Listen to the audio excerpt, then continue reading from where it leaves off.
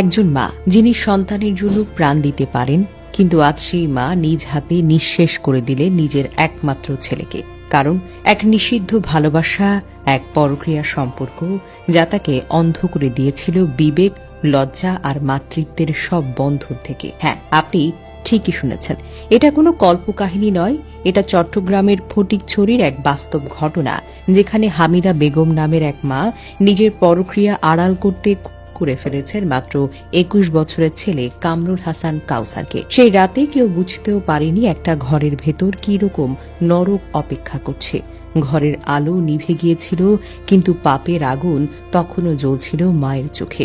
বাহিরে ঝরছিল বৃষ্টি, আর ভেতরে ছেলের মুখ থেকে বের হচ্ছিল শেষ আর্তনাদ, মা তুমি এমনটা কিভাবে পারলে?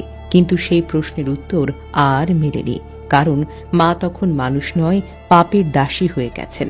দুবাই প্রবাসী স্বামী কামাল ভুইয়া বছর দুয়েক ধরে দেশের বাহিরে। এক ছেলে, দুই মেয়েকে নিয়ে একা সংসার চালাতেন হামিদা বেগম। স্বামী বিদেশে, টাকার যোগান দিতেই আসে, কিন্তু ভালোবাসার শূন্যতা পূরণ করতে গিয়ে তিনি জড়িয়ে পড়েন এক সিএনজি চালক করিমের সঙ্গে। প্রতিদিন দেখা হতো, কথা হতো, হাসি হতো। ধীরে ধীরে শুরু হয় নিষিদ্ধ সম্পর্ক। রাত বাড়লে করিমের সিএনজির শব্দ শোনা যেত হামিদার উঠোনে।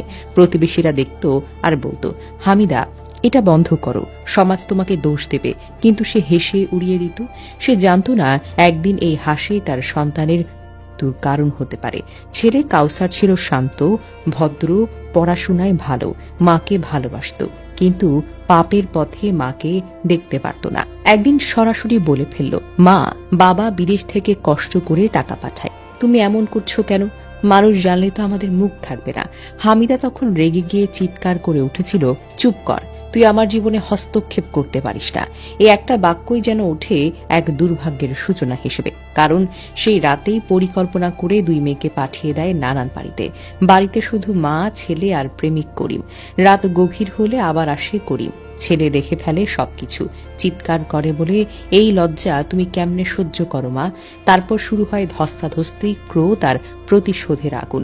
পরদিন সকালে একটি নিথর দেহ বিছানার ওপরে, চারপাশে দাগ, আর পাশে বসে কাঁদছে সেই মা, যার চোখে জল, কিন্তু নেই কোনো অনুতাপ, শুধু আছে ভয় আর লুকানো অপরাধবোধ। প্রতিবেশী পিয়ারুল ইসলাম বললেন, আমরা চিৎকার শুনে ছুটে যাই, দেখি ছেলেটা মারা গেছে। মায়ের মুখে কোনো কথা নেই, শুধু বলছে আমি জানি না কিভাবে হলো, কিন্তু আমরা বুঝে গেছিলাম সবকিছুই হতে পারে পরিকল্পিত। ভূজপুর থানার ওসি মাহবুবুল হক জানালেন, প্রাথমিক জিজ্ঞাসাবাদে হামিদা বেগম স্বীকার করেছে পরক্রিয়ার কারণেই এই হত্যাকাণ্ড ঘটেছে, আর সেই প্রেমিক করিম এখনো পলাতক। পুলিশ বলছে তাকে ধরতে অভিযান চলছে। বাবা কামাল ভুইয়া ছেলের মৃত্যুর খবর শুনে দুবাই গিয়ে তড়িঘড়ি করে দেশে ফিরে আসেন। মর্গের সামনে দাঁড়িয়ে ফাঁপা কণ্ঠে বলেন, আমার ছেলে কোনোদিন কারো সঙ্গে ঝামেলায় যায়নি, ও শুধু মাকে বলেছিল সঠিক পথে চলতে, কিন্তু সে আমার ছেলেকে মেরে দিল। পরক্রিয়া একটা শব্দ, কিন্তু কত ঘর ধ্বংস করতে পারে, কত সম্পর্ক ছিন্ন ভিন্ন হতে পারে। যেখানে ভালোবাসার নামে চলে প্রতারণা, যেখানে বিবেক হারায় সন্তান, হারায় মাকে, সেই সম্পর্ক আর সম্পর্ক নয়, এটা শয়তানের ফাঁদ। হামিদা বেগম একা নন, প্রতিদিন আমাদের চারপাশে জন্ম নিচ্ছে হাজারো হামিদা, যারা ভুলে গেছে পরক্রিয়া মানে কেবল সুখ নয়, এটা এক ধরনের আগুন যা একদিন পুড়িয়ে ফেলে নিজের ঘর, নিজের সন্তানকেও।